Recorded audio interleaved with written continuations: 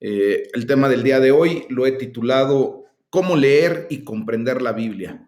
Porque pues ya tenemos que ir agarrando bien la onda de todo esto, ¿verdad? Para que de esa manera pues Dios siga bendiciendo nuestra vida de una manera excepcional y que realmente la lectura de la palabra de Dios pues venga a traer consecuencias y consecuencias obvio de bendición para nuestras vidas.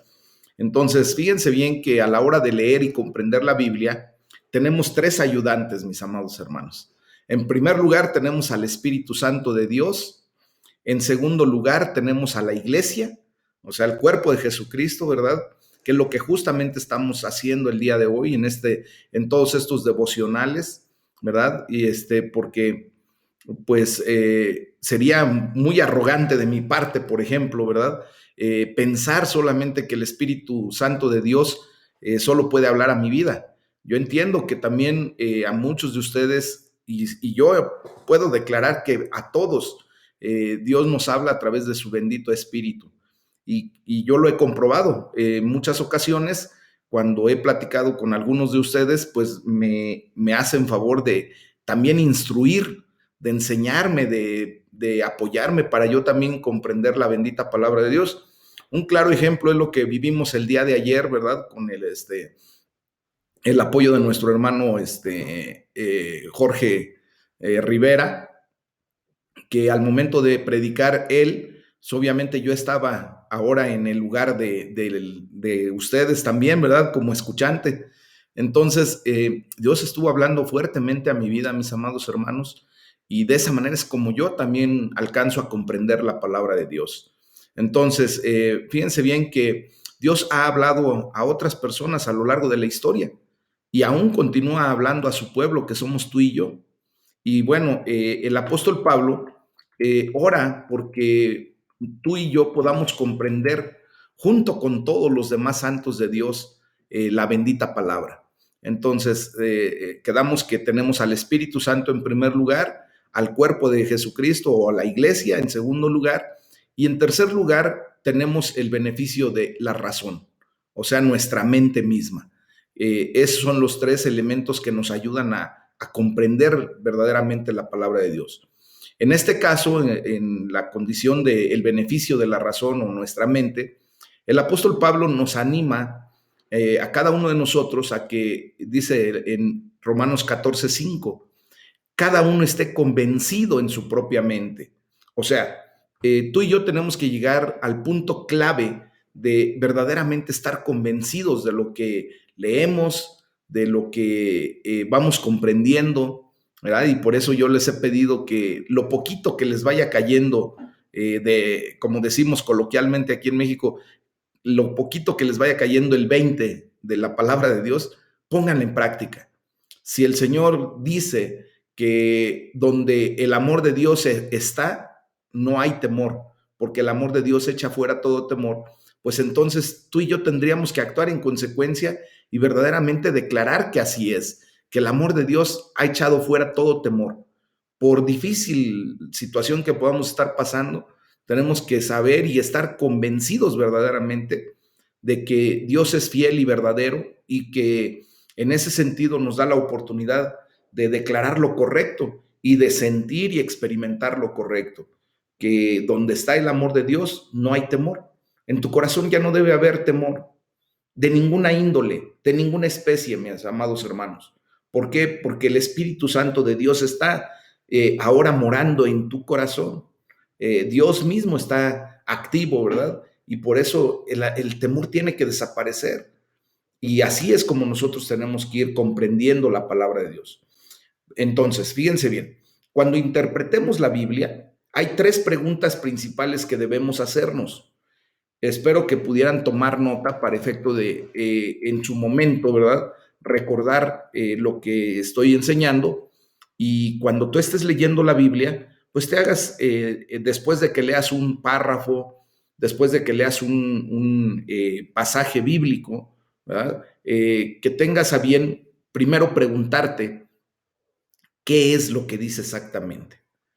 Fíjense bien, aunque el Antiguo Testamento está escrito en el idioma hebreo y muchas palabras también en arameo, y el Nuevo Testamento está escrito en el idioma griego, pues podemos estar seguros de que la mayoría de las traducciones modernas son dignas de confianza, ¿verdad? Y se les puede considerar, si no exactas, muy acercadas a la realidad. Hay algunos detallitos que podemos comprender que por la traducción muchas ocasiones no se puede llevar al idioma español esa traducción literal, porque no existe la palabra en español para declarar algo, ¿no? Por ejemplo, en el libro de Job hay el nombre de un animal que se nombra allí propiamente, que es Behemoth, y no hay ninguna palabra en español que pudiera describir ese animal, ni en español ni en ningún otro idioma. La palabra behemoth es una palabra aramea que tiene una traducción muy complicada. Técnicamente pudiéramos hablar de algo así como un hipopótamo gigante, o pudiéramos hablar hasta de lo que pues nosotros venimos a conocer como dinosaurio, ¿verdad? Entonces, pero no es exactamente eso. Entonces, con esto yo les quiero decir que las traducciones que podamos utilizar, por ejemplo, yo normalmente utilizo hasta 3 traducciones diferentes o hasta 4 para poder hacer un estudio. Estoy utilizando la Reina Valera, que es la traducción que más comúnmente utilizamos dentro del Centro de Formación Cristiana Aljaba de Dios. Estoy utilizando la Nueva Versión Internacional. También estoy utilizando una Biblia que se llama Kadosh, la Biblia Kadosh, que trae muchas palabras en el hebreo original, y que eso me ayuda de alguna manera después a buscar la palabra en algún diccionario bíblico y desde el original yo poder comprender un poquito más. Y también estoy utilizando la traducción al lenguaje actual, porque obviamente pues ese lenguaje es el que estamos utilizando en estos tiempos, ¿verdad? Y ya le quita el seréis, el veréis, el tendréis, y pues nos da un panorama un poco más amplio. Pero tenemos que tener la confianza de que a final de cuentas es la palabra de Dios. Entonces, la primera pregunta, se la recuerdo, pregúntense qué es lo que dice exactamente. Léanlo literalmente, qué es lo que está diciendo allí. Si no tienen clara una palabra, el concepto de una palabra, la definición de una palabra, yo les voy a pedir que por favor pues se hagan el hábito de tener a la mano un diccionario. Si pudieran tener un diccionario bíblico, pues sería excelente, ¿verdad? Porque obviamente ahí pues nos daría un poquito de más luz. Entonces, después de preguntarse qué es lo que dice exactamente, pregúntense qué significa. ¿Qué significa lo que estoy leyendo? ¿Qué me quiere dar a entender? Entonces, para responder esta pregunta, tenemos que preguntarnos, por ejemplo, ¿qué género literario estoy leyendo? Si es un escrito histórico o es una poesía, si es una palabra de profecía o si es parte de la revelación que es apocalíptica, ¿verdad? Si está hablando acerca de leyes o está hablando acerca de sabiduría o si está hablando de la biografía de nuestro Señor Jesucristo, que propiamente viene a ser el Evangelio de Jesucristo. ¿Ah? Entonces, nosotros podemos ver que normalmente atendemos a diferentes géneros literarios. Puede ser poético, apocalíptico, histórico. Por ejemplo, los pasajes que vamos a leer el día de hoy, pues tienen esos 3 aspectos. Vamos a leer del libro de los Salmos, pues un género poético. Recuerden que dentro de la palabra de Dios, los primeros 5 libros son los libros de la ley o la Torá, que es el Pentateuco. Obviamente el género literario con el que está escrito el Pentateuco, pues habla de puras leyes, de muchas cosas que Dios establece para que nosotros podamos convivir sana y pacíficamente en la tierra. Pero después vienen los libros, después de los libros del Pentateuco o de la ley, vienen los libros históricos, que viene a ser desde el libro de Josué hasta antes de el libro de Job, hasta Esther. Entonces, de allí vienen los 5 libros poéticos. Después de los libros poéticos vienen los libros proféticos, vienen los profetas mayores y los profetas menores. Ya en el Nuevo Testamento, pues empezamos con los 4 evangelios, según cada uno de los apóstoles que escribió el evangelio, ¿verdad? Y bueno, nada más el de Lucas, que no es apóstol, sino que fue un médico que estuvo muy atento a todo lo que hacía nuestro Señor Jesucristo y le permite escribir el evangelio según San Lucas. Después viene el único libro histórico, que es el libro de los Hechos de los Apóstoles. Y déjenme decirles que ese libro, pues no se ha acabado de escribir. Si ustedes pueden revisar, son 28 capítulos los que tiene este libro y técnicamente estamos ustedes y yo escribiendo el capítulo 9, número 29. Un día se abrirá ese libro en toda su magnitud y allí estaremos tú y yo siendo partícipes, siendo, ¿cómo se llama? Actores propiamente de lo que este libro está siendo escrito. Bueno, y después vienen las cartas paulinas, las 13 cartas que escribe el apóstol Pablo, después vienen las cartas o epístolas universales, y por último viene el único libro profético o apocalíptico del Nuevo Testamento. Y es así como nosotros tenemos que ir viendo desde qué género literario estamos leyendo, y por lo tanto, pues vamos a leer de distintas maneras, de maneras diferentes cada uno de los, ¿cómo se llama? Géneros. O sea, no puedo yo leer, por ejemplo, un género narrativo en donde se me está contando un cuento, ¿verdad? En donde yo puedo ver que la narrativa pues me hace como que transportarme al lugar en donde me están contando el cuento y los personajes y todo eso, y no se puede leer de la misma manera como cuando leemos una poesía, ¿verdad? Porque dentro de la poesía pues va a haber muchas figuras que solamente se emplean las palabras como para que encajen, para que rimen bien. Es como cuando escuchamos una canción, ¿verdad? Hay canciones que de verdad dice uno, bueno, ¿y qué tiene que ver esta palabra con lo que está diciendo? Pues no tiene nada que ver, pero como rima y como se ajusta a la métrica y a la armonía de la melodía de la canción, pues ahí se incluyó, ¿verdad? Han escuchado últimamente el reggaetón, ¿verdad? Que con 3 palabras prácticamente se puede hacer una canción completa, ¿verdad? Utilizan palabras nada más con bebé, con mi amor, porque el reggaetón es cambiarle la R por la L para que se oiga más, como más entonadito, como más antillano, ¿verdad? Más caribeño, y otra palabra que por ahí puedan meter, y con eso hacen una canción. Entonces no nos vamos a quedar atorados en tratar de entender una canción de esa naturaleza porque ni sentido tiene, solamente quieren dar el ritmo, que sea pegajoso y con eso suficiente. Bueno, entonces, el punto importante es de que después de esto tenemos que preguntarnos qué significó para la persona que escribió en primera instancia ese libro o ese pasaje bíblico que estamos estudiando, ¿ok? Entonces, en ese sentido, pues también podemos preguntarnos qué significó para aquellos que lo leyeron o escucharon por primera vez. Y después, pregúntate si hay algo que haya ocurrido posteriormente que altere nuestra comprensión. Por ejemplo, ¿qué diferencia supone la venida de nuestro Señor Jesucristo en nuestra comprensión de los pasajes del Antiguo Testamento?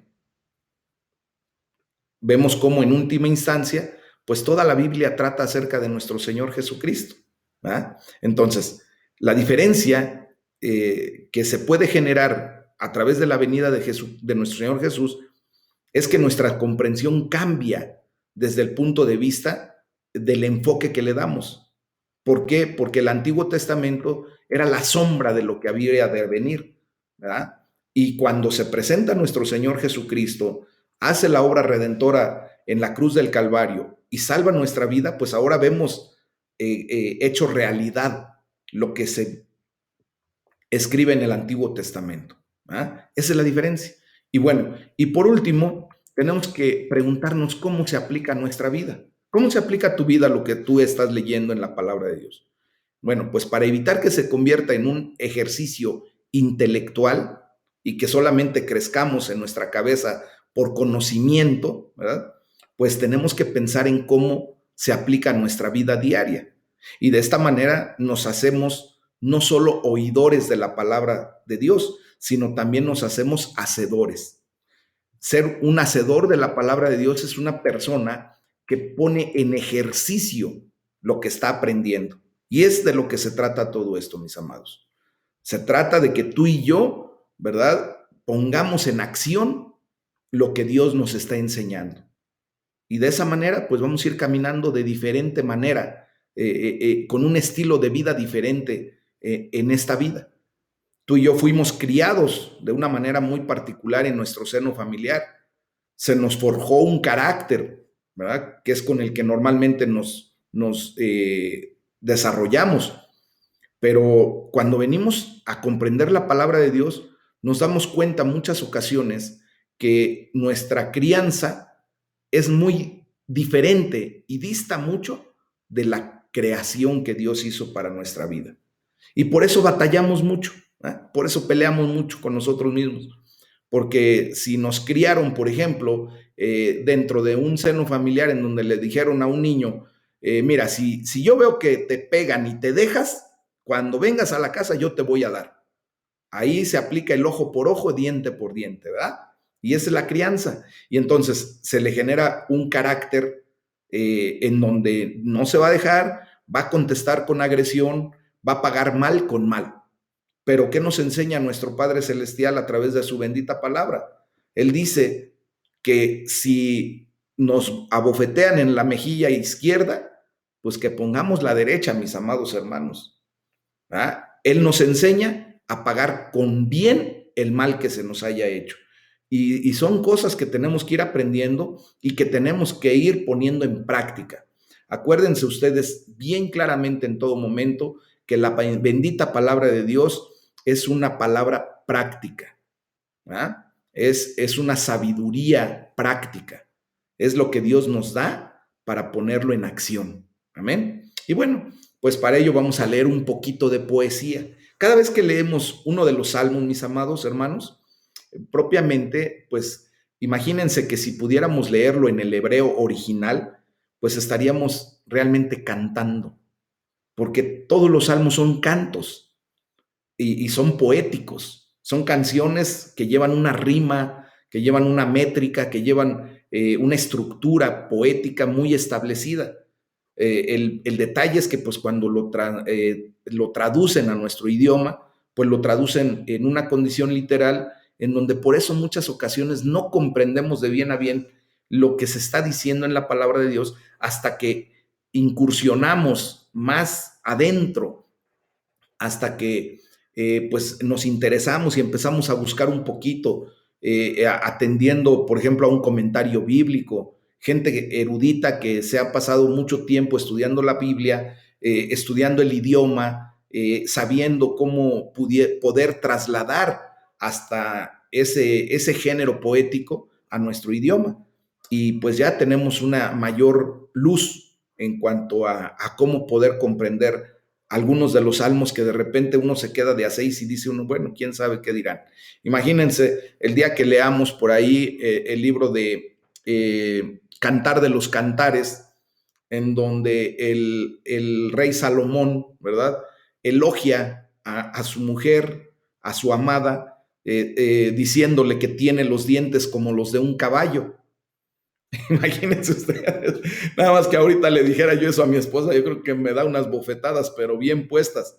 Obvio, porque ahorita, pues para nosotros un caballo difícilmente representa algo valioso, algo hermoso, algo que de alguna manera en aquellos tiempos, pues imagínense que los reyes se jactaban de sus cuadras, de las caballerías que tenían. Y sus caballos para ellos representaban mucho. Recuerden que en aquellos tiempos la caballería, el cuerpo de caballería era más poderoso que el cuerpo de infantería en la guerra. Entonces un caballo para ellos representaba mucho y lo veían hermoso y podían generar ese tipo de comentarios. Pero ahorita, pues por eso a nosotros de repente no nos queda. tenemos que buscar la manera de entender por qué lo dijo, cómo lo dijo y para qué lo dijo.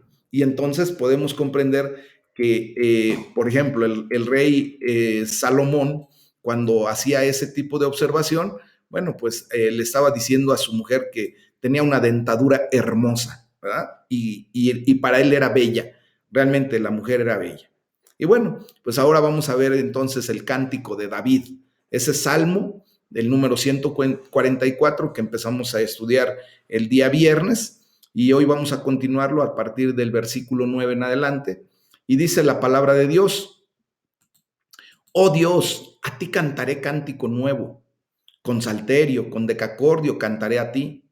Tú, el que da victoria a los reyes, el que rescata de maligna espada a David su siervo.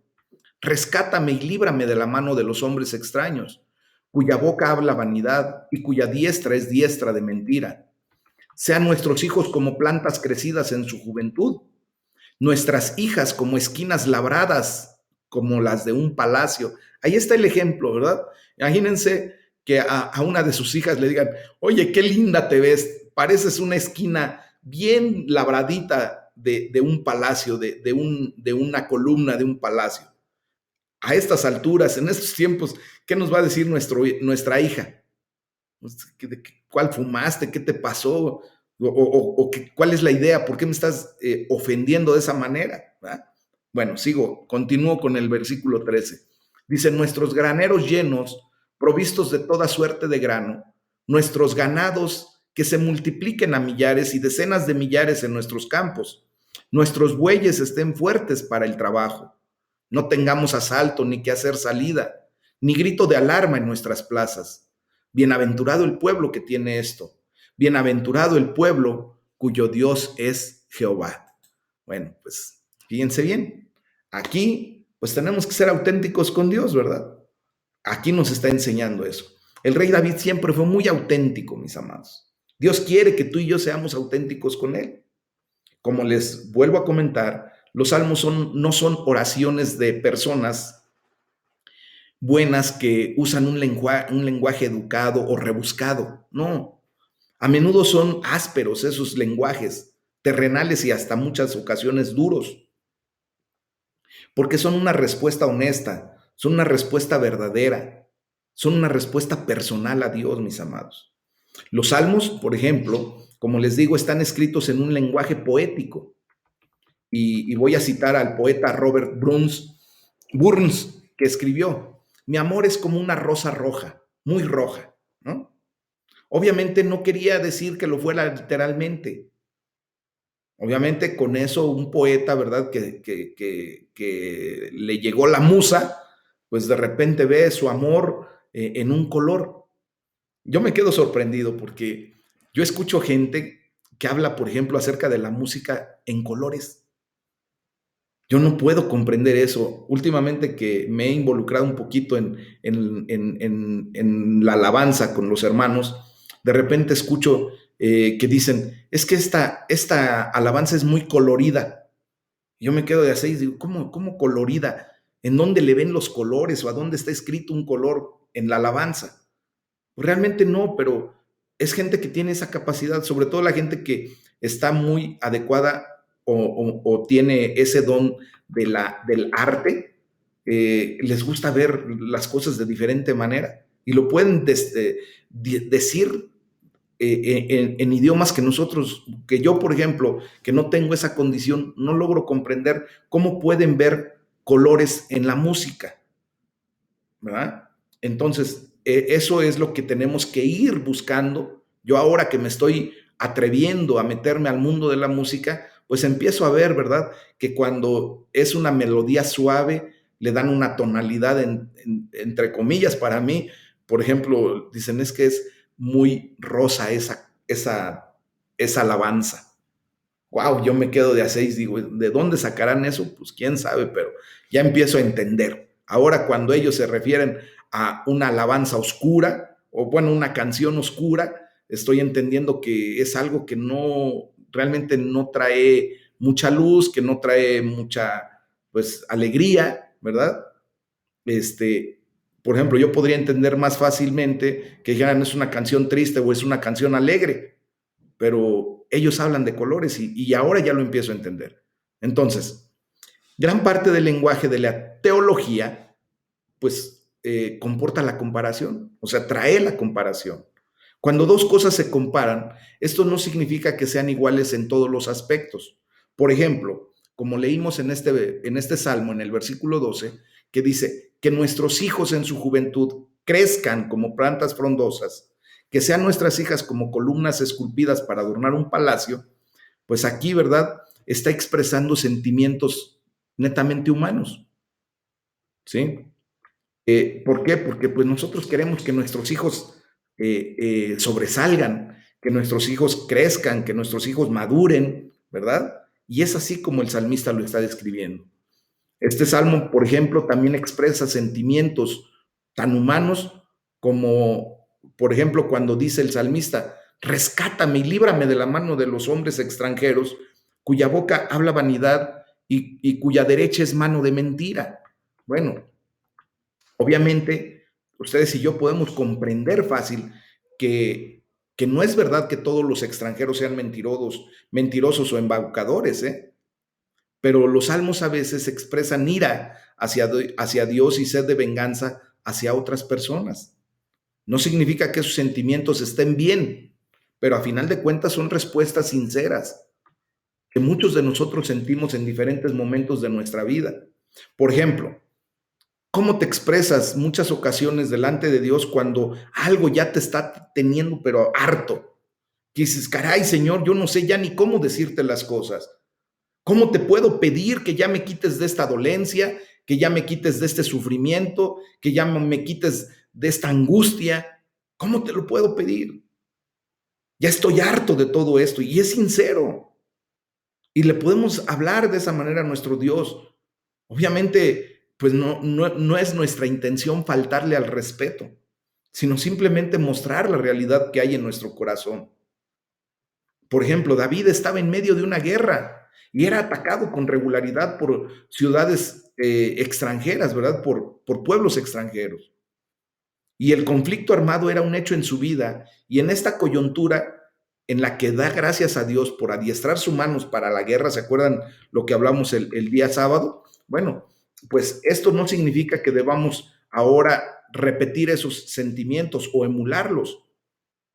Tanto en el Nuevo Testamento como en el Antiguo Testamento se dice que debemos tener amor especial por los extranjeros y la gente que viene de otro lugar, ¿verdad? Entonces, también podemos ver que hay otros sentimientos de los cuales podemos sentirnos inspirados a seguir. Por ejemplo, las palabras del rey David en el versículo 9 nos inspiran a alabar a Dios, a exaltarlo, a bendecirlo. Él continúa hablando de su anhelo por bendecir a Dios y porque Dios bendiga a su familia, bendiga su trabajo, bendiga la seguridad de la nación que él estaba presidiendo. ¿verdad? Y termina diciendo ahí en el versículo 15, dichoso el pueblo que recibe todo esto, dichoso el pueblo cuyo Dios es Jehová. Hoy te quiero decir que tú y yo somos dichosos, más que felices, bienaventurados, porque nosotros hemos depositado nuestra fe y nuestra confianza en ese Dios vivo y verdadero. Entonces, cuando leamos la palabra de Dios, vamos a tomar en consideración todo esto y vamos a ver cómo Dios va hablando a nuestra vida de una manera completamente diferente. Nos va enseñando cada vez más. Y por eso, bueno, este espacio, pues es el espacio óptimo para que ustedes y yo vayamos creciendo, madurando espiritualmente, comprendiendo cada vez un poco más la bendita palabra de Dios. Amén. Hoy hay que darle la gloria a Dios, hay que darle gracias a Dios porque su bendición está sobre nosotros, la iglesia, sobre su pueblo, ¿verdad? Cuyo Dios es Jehová de los ejércitos. Puedes decirle hoy, Señor, hoy te alabo y oro para recibir tu bendición en mi familia, en mi trabajo, en mi ministerio, en mi ciudad, en mi nación, en mi salud, en mi economía. Alaba a Dios y dale gracias. Dile, hoy recibo de ti todo lo que tú has provisto para mi vida el día de hoy. Amén. Bueno, esto nos lleva, mis amados hermanos, pues a leer del libro de Apocalipsis, capítulo 8, del versículo 1 al capítulo 9, versículo 12, en donde aquí, pues, en un sentido apocalíptico, tenemos que comprender cómo se marca la diferencia con nuestras oraciones. Y para ello, pues me voy a permitir leer para ustedes. ¿Se acuerdan que el sábado hablamos de que se había brincado un poquito la escena de lo que veníamos hablando de los 7 sellos? Y el día jueves hablamos de hasta el sello número 6, y el sábado hablamos acerca de la multitud que está en adoración constante delante de Dios, ¿verdad? Bueno, pues ahora retomamos propiamente la condición de los sellos. Esto fue así. El capítulo 7 vino a ser como un interludio, algo que se metió allí, ¿ah? Pero que nos da mucha luz de lo que vamos a ver en los cielos. Pero bueno, dice el versículo 1 de Apocalipsis 8 en adelante. Cuando abrió el séptimo sello, recuerden que es nuestro Señor Jesucristo el que está haciendo eso, se hizo silencio en el cielo como por media hora. Y vi a los 7 ángeles que estaban en pie ante Dios, y se les dieron 7 trompetas.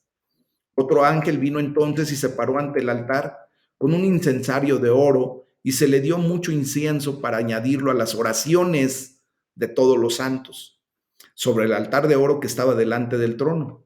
Y de la mano del ángel subió a la presencia de Dios el humo del incienso con las oraciones de los santos. Y el ángel tomó el incensario y lo llenó del fuego del altar y lo arrojó a la tierra. Y hubo truenos y voces y relámpagos y un terremoto. Y los 7 ángeles que tenían las 7 trompetas se dispusieron a tocarlas. El primer ángel tocó la trompeta y hubo granizo y fuego mezclados con sangre, que fueron lanzados sobre la tierra, y la tercera parte de los árboles se quemó, y se quemó toda hierba verde. El segundo ángel tocó la trompeta, y como una gran montaña ardiendo en fuego fue precipitado en el mar, y la tercera parte del mar se convirtió en sangre, y murió la tercera parte de los seres vivientes que estaban en el mar, y la tercera parte de las naves fue destruida. El tercer ángel tocó la trompeta y cayó del cielo una gran estrella ardiendo como una antorcha, y cayó sobre la tercera parte de los ríos y sobre las fuentes de las aguas. Y el nombre de la estrella es Ajenjo. Y la tercera parte de las aguas se convirtió en ajenjo, y muchos hombres murieron a causa de esas aguas, porque se hicieron amargas. El cuarto ángel tocó la trompeta y fue herida la tercera parte del sol, y la tercera parte de la luna, y la tercera parte de las estrellas, para que se oscureciese la tercera parte de ellos, y no hubiese luz en la tercera parte del día, y asimismo de la noche.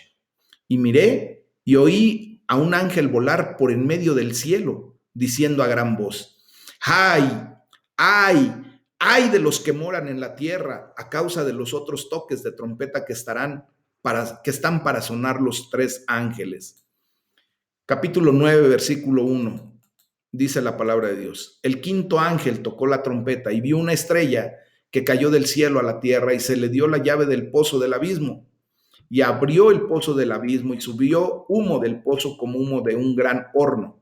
Y se oscureció el sol y el aire por el humo del pozo. Y del humo salieron langostas sobre la tierra, y se les dio poder como tienen poder los escorpiones de la tierra. Y se les mandó que no dañasen a la hierba de la tierra, ni a cosa verde alguna, ni a ningún árbol, sino solamente a los hombres que no tuviesen el sello de Dios en sus frentes. Y les fue dado que no los matasen, sino que los atormentaran 5 meses, y su tormento era como el tormento de escorpión cuando hiere al hombre. Y en aquellos días los hombres buscarán la muerte, pero no la hallarán, y ansiarán morir, pero la muerte huirá de ellos. El aspecto de las langostas era semejante a caballos preparados para la guerra. En las cabezas tenían como coronas de oro, sus caras eran como caras humanas, tenían cabello como cabello de mujer, sus dientes eran como de leones, tenían corazas como corazas de hierro, el ruido de sus alas era como el estruendo de muchos carros de caballos corriendo a la batalla. Tenían colas como de escorpiones y también aguijones, y en sus colas tenían poder para dañar a los hombres durante 5 meses.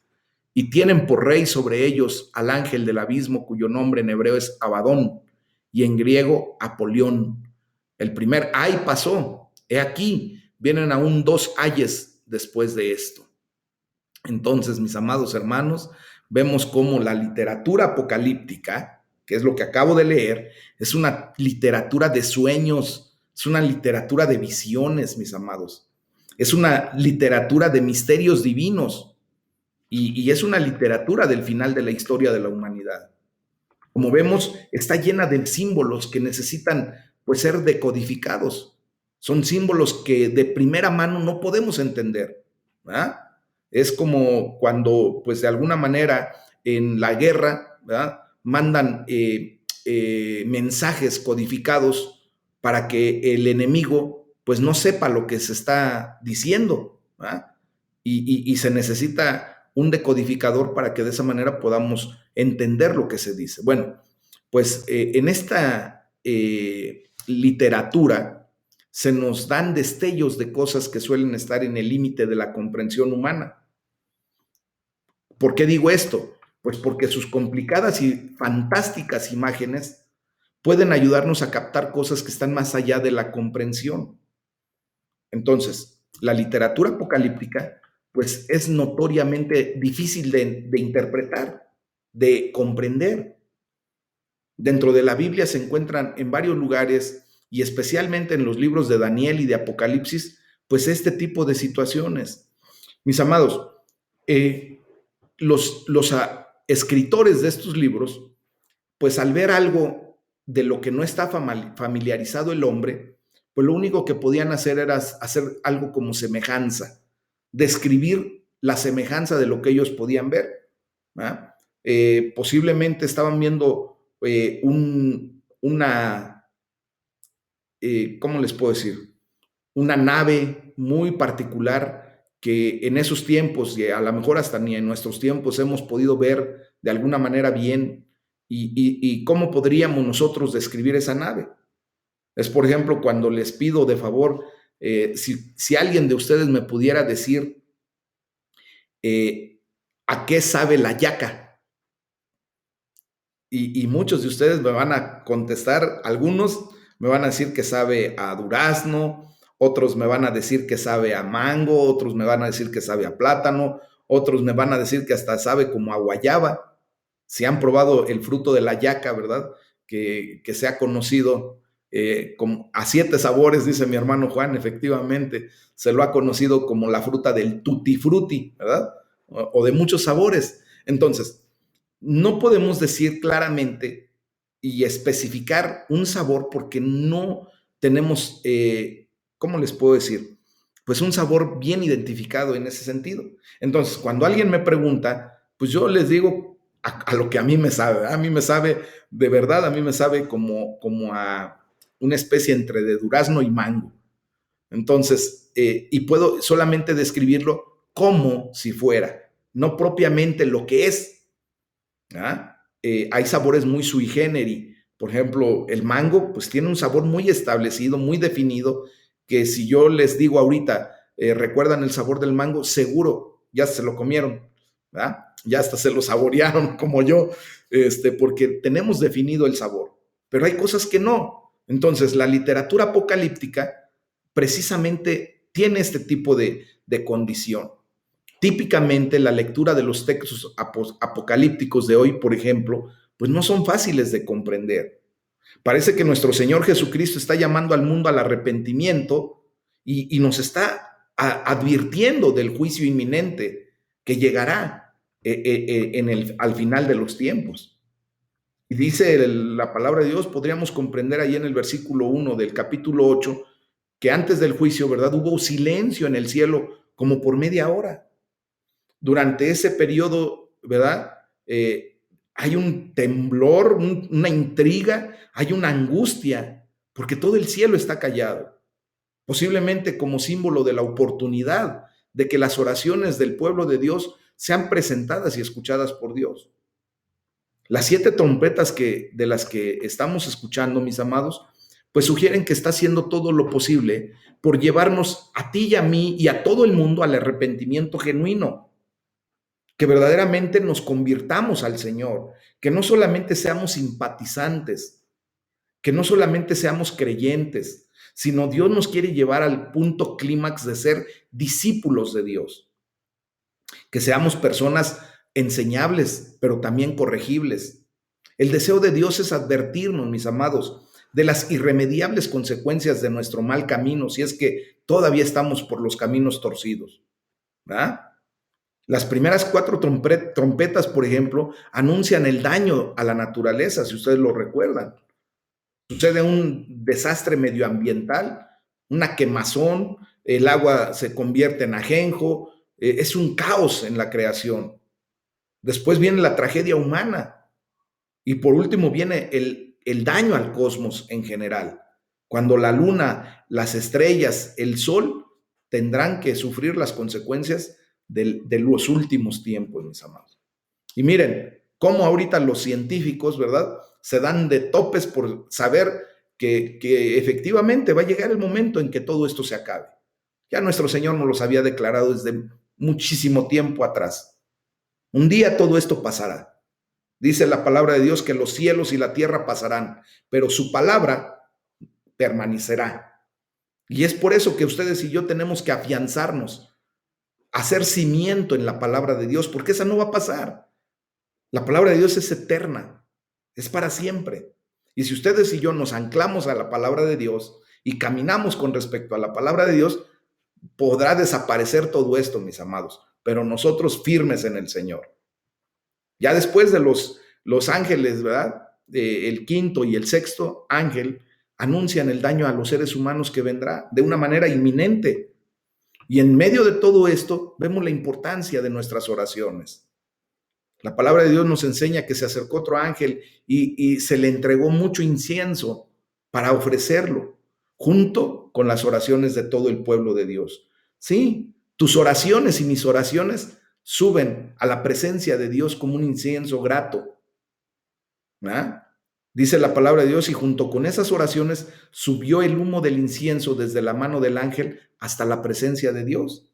Entonces, aquí vemos el efecto preciso de nuestras oraciones. No está muy claro, pero lo que sí está bien claro es que nuestras oraciones son escuchadas por Dios y cumplen un objetivo. Hay un efecto, mis amados. Por lo tanto, yo quiero decirte que tus oraciones importan y sí marcan la diferencia. Sí generan una verdadera diferencia, mis amados. Entonces, en estos tiempos, ustedes y yo estamos justamente viviendo en el tiempo entre la primera y la segunda venida de nuestro Señor Jesucristo. Estamos esperando la segunda venida de Cristo. Anhelantes, ¿verdad? Yo ya deseo que venga. De verdad, se los confieso. Y Dios sabe que en mi corazón hay un anhelo porque nuestro Señor Jesucristo venga en nuestros días prontamente. Y que podamos ver todo la grandeza, ¿verdad? Yo no tengo temor y tú no debes tener temor porque Cristo venga y se lleve a su iglesia porque estamos caminando en el camino del Señor. No somos perfectos, pero vamos en dirección correcta. Jesucristo es el camino, la verdad y la vida. Y nadie puede venir al Padre si no es por Él. Entonces, como ustedes y yo estamos atendiendo a la palabra de Dios, estamos siendo enseñados, estamos siendo ubicados, pues vamos en la dirección correcta. Cosa contraria cuando tú y yo estábamos desbalagados en el mundo sin Cristo. Aquí vamos al revés, íbamos en dirección opuesta. Y por eso Dios, en su misericordia, nos permite y nos lleva a la condición del arrepentimiento. ¿Qué quiere decir arrepentirse? Arrepentirse quiere decir cambiar de dirección. Si yo iba a a la eternidad sin Cristo, porque no lo reconocía como mi Señor y Salvador, porque no me arrepentía, porque yo quería seguir viviendo mi vida a mi manera, pues iba yo a la destrucción eterna. Pero cuando Dios me tuvo misericordia de mí, hubo arrepentimiento genuino en mi corazón, yo cambié la dirección. Y en vez de ir para atrás, empecé a ver al objetivo de mi fe, que es Jesucristo. y viene el nuevo nacimiento. Y todas las cosas que pasé, todo lo que viví atrás, dice la palabra de Dios, que todo eso ya está en el olvido. ¿Ah? Todas las cosas ahora son hechas nuevas. Por eso podemos atender bien claramente a la segunda carta a los Corintios, capítulo 5, versículo 17, que dice, de modo que si alguno está en Cristo, nueva criatura es. Las cosas viejas pasaron, y aquí todas son hechas nuevas. Y luego en el 18 dice, y no es por el poder del hombre, es por el poder de Dios. O sea, que tú y yo tenemos que comprender que lo que estamos viviendo, lo estamos viviendo en el poder de Dios. Y por eso tú y yo ya no tenemos que estar en la condición de a ver si mis fuerzas alcanzan, a ver si puedo salir de esta, a ver si puedo superar mi condición. No, mis amados, Dios te está dando una estructura de fortaleza, de valentía, de arrojo, para decir, no es en mis fuerzas, es en las fuerzas de Dios. Y por eso tú y yo podemos ahora superar nuestro temor, nuestras crisis, nuestra debilidad, todo lo que pudiéramos estar pasando. Ese sentimiento de soledad, de tristeza, ese sentimiento que nos da la condición de la angustia que vivimos en una depresión. En este momento, yo quiero decirte que Dios te está hablando de una manera excepcional. Deja de pensar lo que tú puedes hacer. Piensa en lo que Dios está haciendo en tu vida. Dios te quiere sacar de eso, pero muchas veces, pues tú y yo le estorbamos a Dios. Le estorbamos a Dios, mis amados, porque todavía queremos revivir el pasado. Todavía queremos estar viviendo en esa condición de pasado. Hoy, en el nombre de Jesús, salgamos adelante, mis amados. Vivimos en el tiempo entre la primera y la segunda venida de Cristo. La gloria sea para el Señor, porque este es el tiempo que Dios ha llamado el tiempo de gracia. Tú y yo vivimos en la era de la gracia, porque por gracia somos salvos. No es con nuestras fuerzas, es por el mérito redentor de nuestro Señor Jesucristo, que ahora tú y yo podemos levantar nuestras manos confiadamente y decirle, Señor, gracias por la salvación. Gracias porque el día que yo muera físicamente, estaré contigo en la eternidad y viviré por siempre y para siempre contigo.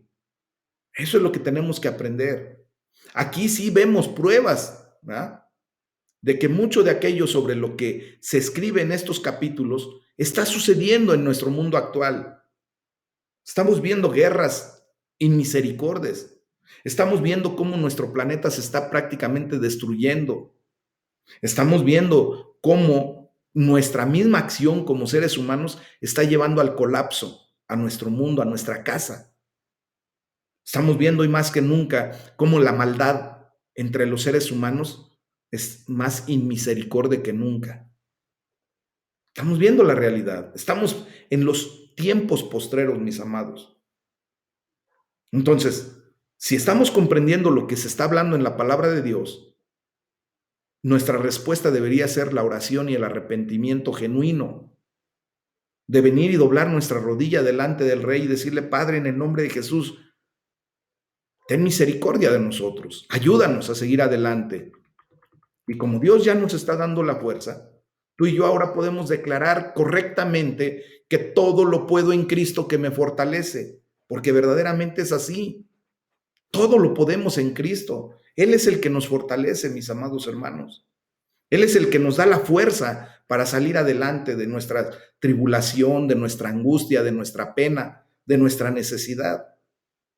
Ayer, gloria sea para nuestro Padre Celestial, fue un día maravilloso. Después de la ministración, el Espíritu Santo de Dios nos llevó a ministrar a dos hermanos pidiendo salud para ellos, y Dios se manifestó de una manera gloriosa, mis amados. Yo quiero decirles que el Señor está extendiendo su manto de alegría a todos nosotros. Ese manto tiene que traer paz y gozo a nuestro corazón, pero créelo verdaderamente.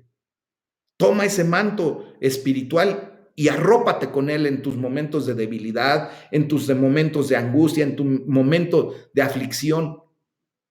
Declara que el manto del Señor Jesucristo, ese manto de alegría está en ti y sobre ti. Esas son las oraciones poderosas. Y hoy podemos decirle, Señor, quiero examinar mi propia vida. Hoy te ruego, Señor, que me permitas examinarme. Ayúdame a examinar mi vida. Saca a flote esas cosas que de repente he cometido en pecado y que a lo mejor ni cuenta me he dado. Ayúdame a arrepentirme de cualquier pecado conocido y aún del desconocido, aún del pecado del cual no tengo conciencia. Ayúdame, Señor. Hoy hay que darle gracias a Dios porque Él está escuchando nuestras oraciones.